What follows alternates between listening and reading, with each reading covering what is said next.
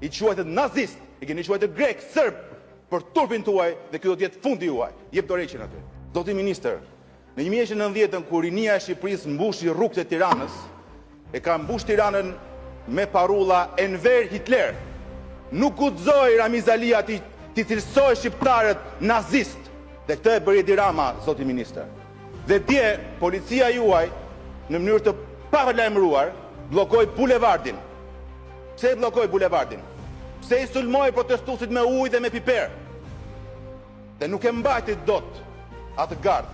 Nuk e mbajti dot. Zoti ministër, hoqi licencat e disa kompanive në Zvërnec, preket policinë e Vlorës, po në Rjoll nuk e pat dhunën e policisë private ju? Nuk e pat se si policia ka marrë zvarr nëna me fëmijë dhe grashta zana, edhe kundër vendimeve të gjykatave?